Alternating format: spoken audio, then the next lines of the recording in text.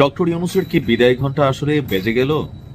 কারণ বলা হয়ে থাকে যে এই সরকারে জামাতের যে প্রভাব প্রতিপত্তি আছে বিভিন্ন সেক্টরে, তাদের অর্গানগুলো যদি সবগুলো একসাথে কাজ করে মাঠের মধ্যে, আমার কাছে মনে হয় যে মানে মাঠে ময়দানেও তাদের যে ফিজিক্যাল এনার্জি আছে সবকিছু মিলাইয়া জামাত ইসলামের আমির ডাক্তার তাহের তিনি যেই বক্তব্য দিচ্ছেন, খেয়াল আছে তো, নো হাঙ্কি পাঙ্কি আঙ্গুল বাঁকা সোজা করা, সেই বক্তা জামাতের আমির ডাক্তার তাহের ভাই তিনি বলছেন যে এই সরকার দিয়ে কোনো অবাধ এবং সুষ্ঠু নির্বাচন সম্ভব নয়। এখন কি নতুন সরকার আসবে?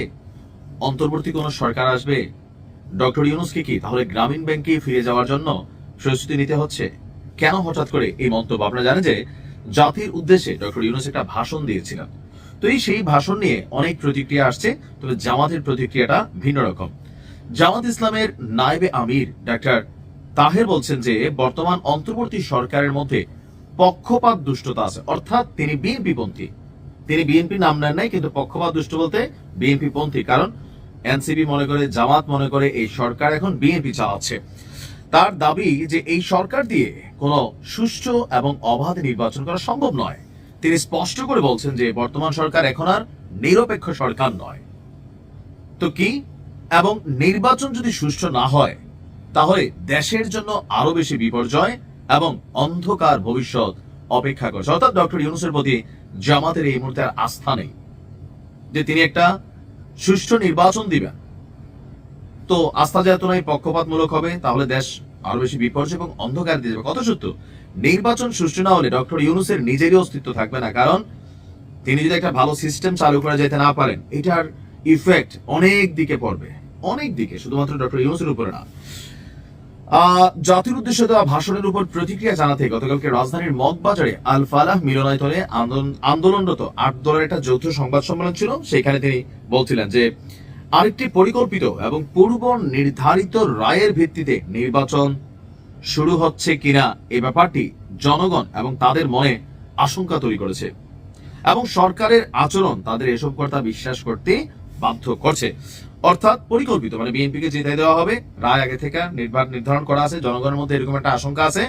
আর ডক্টর ইউনূস সরকারের বা এই প্রশাসনের আচরণে তেমনটাই নাকি মনে হচ্ছে জামাতের বলছেন। তিনি বলছেন যে এই সরকার বোঝে হোক বা না বোঝে হোক, ইচ্ছাকৃত হোক অথবা ষড়যন্ত্রের শিকার হয়ে হোক, তারা একটি দলের ফাঁদে পা দিয়েছে এবং সংস্কারকে প্রায় গুরুত্বহীন করে ফেলেছে। অর্থাৎ সরকার বিএনপির ফাঁদে পা দিয়েছে। এখন জামাতের এই বক্তব্যগুলোকে আসলে কতটুকু গ্রহণযোগ্য? কারণ ডক্টর ইউনূস সরকার একসময় এনসিপি ঘেঁষা ছিল, তখন আমরা বলতাম এনসিপি কিংস পার্টি, আপনাদের এখানে আলোচনা বন্ধ হয়ে গেছে। এরপরে ছিল জামাত ঘেঁষা, কারণ এনসিপির দাবিগুলোই জামাতের ছিল, জামাতের দাবিগুলো এনসিপির ছিল। এরপর সে লন্ডন বৈঠকের পর বিশেষ করে গণভোট ইস্যুতে ডক্টর ইউনূস জামাতকে কিন্তু পাত্তা দেয় নাই, তিনি সোজা বলে দিচ্ছেন গণভোট হবে জাতীয় নির্বাচনের দিন। তো এগুলার কারণেই তিনি বলছেন যে, তাহেরও বলছেন যে এর আগে সরকারের পক্ষ থেকে লন্ডনে গিয়ে নির্বাচনের তারিখ ঘোষণা করার মধ্য দিয়ে এই দলটির প্রতি নানাভাবে এই ডক্টর ইউনূসের সরকার আনুগত্য এবং দুর্বলতা প্রকাশ করছে। বিভিন্ন সময়ে সরকারের আচরণে একটি দলের দাবিকে অধিক গুরুত্ব দেওয়ার বিষয়টি দেখা গেছে, এবং আজকে জাতির কাছে এটা প্রতীয়মান যে সরকার একটি দলের অনুগত এবং একটি দলকে ক্ষমতা আনার জন্যই যেন তেন প্রচেষ্টার একটা নির্বাচন করছে। তারপর তিনি বলছেন যে প্রধান উপদেষ্টাকে নানাভাবে বিভ্রান্ত করছে 3 জন উপদেষ্টা, যারা তাকে ভুল তথ্য দিয়ে সুষ্ঠু নির্বাচন যেন না হয় সেই চেষ্টা চালাচ্ছে। তো কারা সেই এবং দেশকে সুষ্ঠু নির্বাচনের উল্টো দিকে নিতে চাচ্ছে, তো কারা সেই 3 জন? 3 নাম বলেন নাই।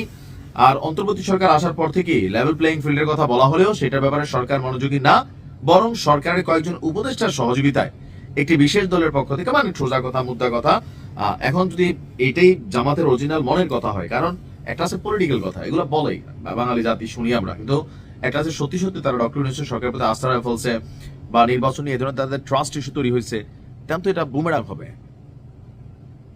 নির্বাচনের আগে আসলে যেটা ঘটনা দেখি আল্লাহ ভালো জানে। ভালো থাকুন, আসসালামু আলাইকুম।